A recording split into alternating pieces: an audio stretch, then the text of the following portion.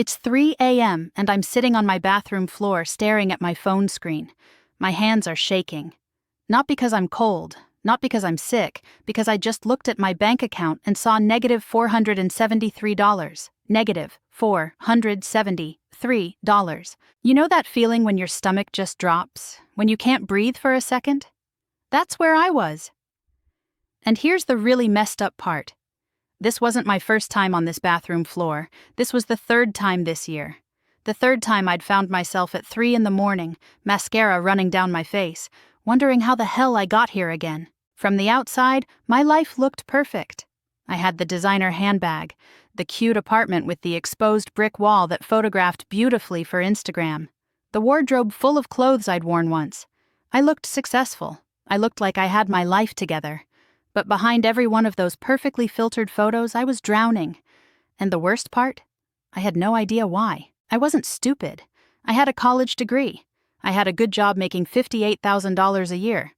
That's not millionaire money, but it should have been enough to not be negative $473 at 3 a.m. on a Tuesday. I wasn't buying yachts or taking luxury vacations every month.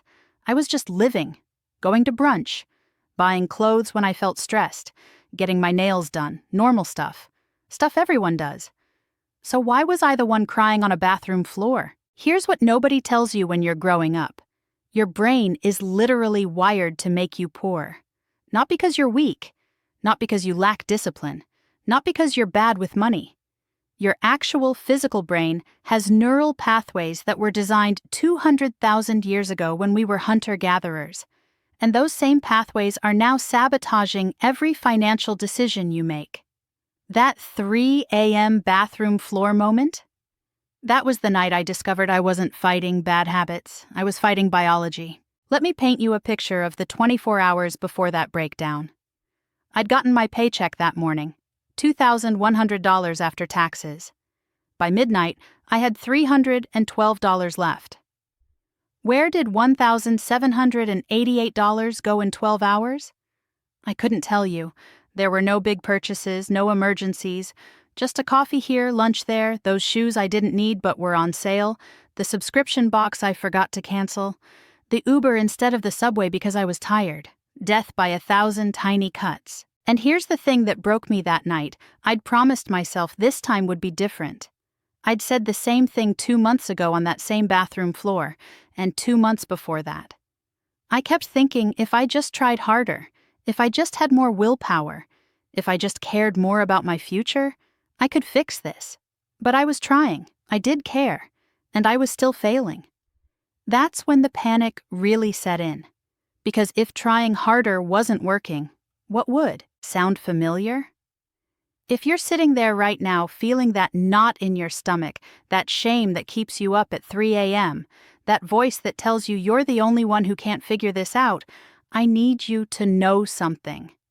Your brain is playing tricks on you. And once you understand how, everything changes. Let me take you back to where this all started. I was 24 years old, just landed my first real job, and I finally had money in my account. Real money. Not college student eating ramen money, actual adult money. And you know what I did with my first paycheck? I went shopping. Because that's what success looks like, right? New clothes, new shoes, new life. That first shopping trip felt incredible. I walked into that store, and for the first time in my life, I didn't have to check price tags. I didn't have to put things back. I could just buy what I wanted. And when I swiped that card and heard the approval beep, pure euphoria. My heart was racing. I felt powerful. I felt like I'd finally made it. That feeling was so good that I went back the next weekend, and the weekend after that. And pretty soon, shopping wasn't something I did occasionally. It was my favorite hobby. Here's what I didn't know then. My brain was getting a massive dopamine hit every single time I bought something. Dopamine is this neurotransmitter that's basically your brain's reward system. It's what makes you feel good when you eat chocolate, when you get likes on social media, when you fall in love. And shopping? Shopping triggers dopamine like crazy. Every time I walked into a store, my brain started releasing it in anticipation. Every time I found something I liked, more dopamine. Every time I heard that card approval sound, jackpot. My brain was literally getting high on spending money. But dopamine is sneaky. It doesn't care about your bank account, it doesn't care about your future, it just wants that hit again and again. And like any drug, you start building tolerance. That first shopping trip gave me this incredible high that lasted for days. But 3 months in, I was shopping twice a week and barely feeling anything. I needed bigger purchases to get the same rush. I needed more new things. I needed constant stimulation just to feel normal. And here's the really messed up part. I wasn't shopping because I needed things. I was shopping because I was stressed. Bad day at work? Shopping made me feel better. Fight with my boyfriend? New shoes fixed it. Feeling inadequate because everyone on Instagram looked more successful than me? A new outfit made me feel like I could compete. Shopping became my therapy, my celebration, my comfort, my everything. It was the only thing that consistently made me feel good. I remember this one Tuesday afternoon. I'd had a terrible meeting where my boss criticized my work in front of the whole team. I felt humiliated, small, like I was failing at life. So on my lunch break, I went to the mall. I walked out with $347 worth of clothes I didn't need. But in that moment, holding those shopping bags, I felt powerful again. I felt successful. For exactly 20 minutes until the guilt hit and the dopamine crashed and I felt worse than before. That's the trap nobody warns you about. Your brain can't tell the difference between actual success and the temporary high of buying something. To your dopamine system, swiping a card and landing a promotion trigger the same neural pathways. Except one costs you money and one makes you money. But try explaining that to a brain that's been trained to associate shopping with feeling good about yourself. I'd literally programmed my own brain to need spending like an addict needs their fix. I need to tell you about the dumbest financial decision I ever made. And I held on to it for 2 years. 2 entire years of watching money disappear because my brain literally couldn't handle admitting I'd made a mistake. It started when my coworker told me about this investment opportunity, some cryptocurrency thing that was supposedly going to explode. I put in $3,000. $3,000 I absolutely could not afford to lose. The first month, it went up. I was checking my phone every hour, watching those numbers climb, feeling like a genius. I'd made $200 just by being smart enough to invest. My brain was flooding with dopamine again, different high, same addiction. But then it started dropping. Slowly at first, then faster. Within 6 months, my $3,000 was worth $1,200. I'd lost $1,800. And you know what I did? Nothing. Absolutely nothing. I told myself I was being strategic, patient, that selling now would lock in my losses, but if I just waited, it would come back. It had to come back, right? So I watched it drop to $900, then $600, then $400. Every day I logged in and felt physically sick. That stomach drop feeling became my daily routine, but I couldn't sell.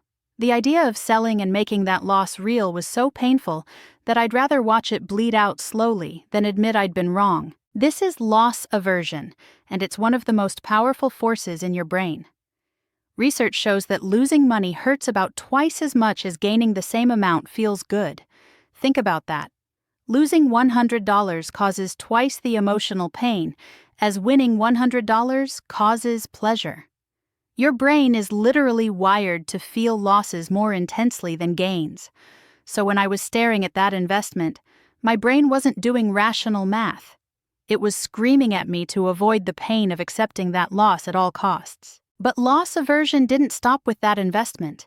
It was everywhere in my financial life once I started noticing it. I had a gym membership I hadn't used in 8 months, $79 a month. I knew I should cancel it. But what if I wanted to go back? What if canceling it was giving up on being healthy? So I kept paying, month after month, losing money on a service I never used, because canceling felt like admitting defeat.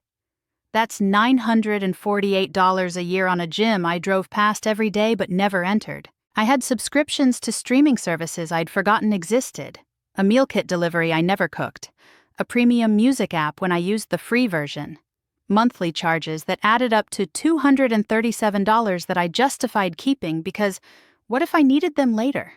What if I canceled and then missed out? The fear of losing access, even to things I didn't use, was stronger than the reality of losing actual money every single month. And then there was my car. I'd bought it new for $28,000 3 years earlier. Terrible decision, I know that now, but I was still making payments of $420 a month, even though I barely drove it because I worked from home 3 days a week. My friend suggested I sell it and get something cheaper, maybe save $200 a month, but I couldn't do it. Selling that car meant accepting I'd wasted money buying it in the first place. It meant admitting the loss.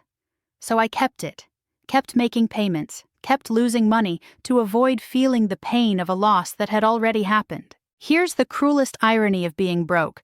The less money you have, the more money you spend. I know that sounds backwards. I know it doesn't make sense. But when you're living in scarcity, when you're constantly stressed about money, your brain stops working rationally. It goes into survival mode, and survival mode makes terrible financial decisions. I was at the grocery store on a Thursday afternoon 2 days before payday.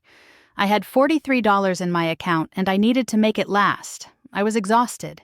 Mentally, physically, emotionally exhausted from constantly calculating every single purchase, from the anxiety that never stopped, from checking my bank balance 5 times a day like it might magically change.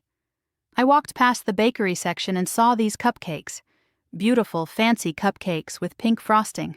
$12. $12 I absolutely could not afford. $12 that could buy actual groceries. But standing there in that store, broke and tired and stressed, all I could think was that I deserved something nice. Just one small thing that would make me feel better. Just one tiny moment of not feeling poor. So I bought them. And you know what happened? I ate all 6 cupcakes that night, hated myself, and still had no groceries. That's scarcity mindset in action. When your brain is constantly in scarcity mode, it's like running a computer with 20 programs open at once. Everything slows down. You can't think clearly. You can't plan ahead. You're so mentally exhausted from the daily stress of poverty that you don't have energy left for rational decisions. Research shows that financial stress literally lowers your IQ temporarily. The mental load of being broke takes up so much of your cognitive capacity that you make worse decisions, which makes you broker, which increases the stress, which makes you make even worse decisions. It's a spiral. I started noticing this pattern everywhere.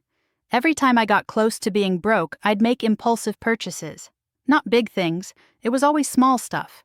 A coffee I didn't need, ordering delivery instead of cooking because I was too tired to think about meal planning, buying cheap stuff that broke immediately instead of saving for quality. When I had money, I could be rational. I could think long term. But when scarcity hit, my brain just wanted relief from the constant stress, even if that relief made everything worse. The absolute worst part was how scarcity mindset made me terrified of missing out. There was this online sale, 50% off everything. I didn't need anything, but what if I needed it later and it wasn't on sale? What if this was my only chance to get it at this price? So I bought things I might need someday, spending money I didn't have on hypothetical future needs. When you're in scarcity, every opportunity feels urgent, because you're convinced there won't be another one. And then came the breaking point. I was standing in line at Target with a cart full of stuff I didn't need but couldn't resist. My card got declined. The cashier tried it again. Declined. Again. Declined. There were people behind me in line. I could feel their eyes on me. My face was burning. I mumbled something about the wrong card and left everything there. Walked out of that store and sat in my car and realized something that changed everything. My brain wasn't helping me survive poverty. My brain was the reason I was stuck in it. That bathroom floor moment at 3 a.m.? That wasn't rock bottom. Rock bottom came 3 days later when my dad called and asked how I was doing financially. I lied. I told him everything was fine. Great, actually, really good. And then he said something that destroyed me. He said he was proud of me for being so responsible with money. Proud of me for something I was catastrophically failing at. I hung up the phone and I couldn't stop crying. Not sad crying, angry crying. I was furious at myself. How could I be this bad at something so basic? Everyone else seemed to figure it out. Why couldn't I? What was wrong with me? I felt like such a failure, like I was broken in some fundamental way that couldn't be fixed. And that night, lying awake at 4 a.m., I did something I'd never done before. I Googled why I'm bad with money. What I found changed everything. I started reading about behavioral economics, about neuroscience, about how the human brain processes financial decisions. And suddenly, everything clicked. Every terrible decision I'd made wasn't because I was weak or stupid or broken. It was because my brain was doing exactly what it was designed to do, just in a world it wasn't designed for. I wasn't fighting bad habits. I was fighting 200,000 years of evolution. That dopamine rush from shopping? That's the same neural pathway that rewarded our ancestors for finding food. When you found berries in the wilderness, dopamine made you feel amazing, so you'd remember where the berries were and go back. Your brain can't tell the difference between life-saving berries and unnecessary shoes. It just knows something good happened and wants more. I'd been getting dopamine hits from spending the same way a gambling addict gets them from slot machines. My shopping habit wasn't a character flaw, it was an addiction loop my brain was hardwired to fall into. And loss aversion? That made even more sense.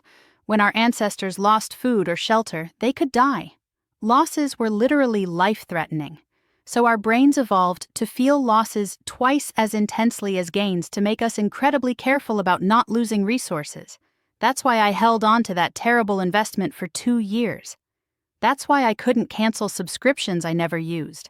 My ancient survival brain was screaming that losing anything, even money I was already losing, was dangerous.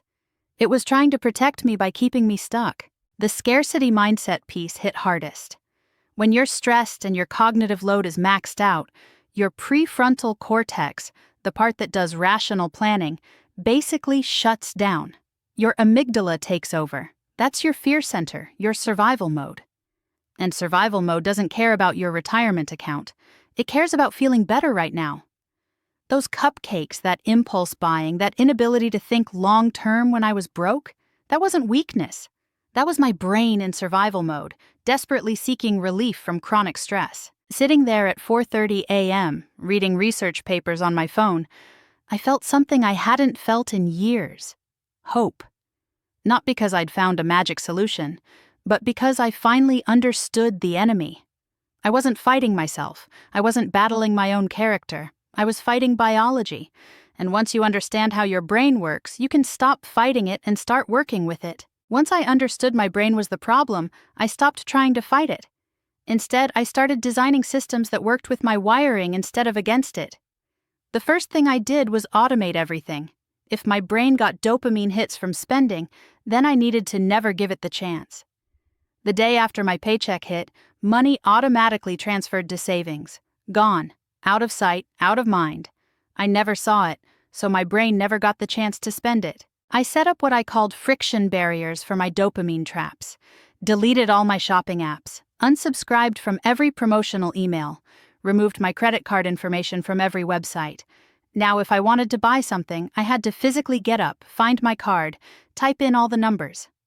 Sounds simple, right? But that tiny bit of friction was enough to break the impulse loop. By the time I'd found my card, the dopamine surge had passed, and I could think rationally about whether I actually needed the thing. For loss aversion, I had to completely reframe how I thought about sunk costs. That gym membership I hadn't used in 8 months? I forced myself to calculate the real loss. I'd already wasted $711. Every month I kept it was another $79 lost, not saved. Once I reframed it that way, that keeping it was the loss, not canceling it, I could finally let it go. I went through every subscription, every service, every commitment, and asked myself, what is this costing me right now? Not what did it cost me before? The scarcity mindset was the hardest to crack because you can't just turn off stress.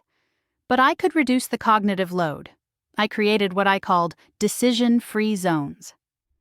meal planning on Sundays, so I never had to think about food when I was tired and stressed.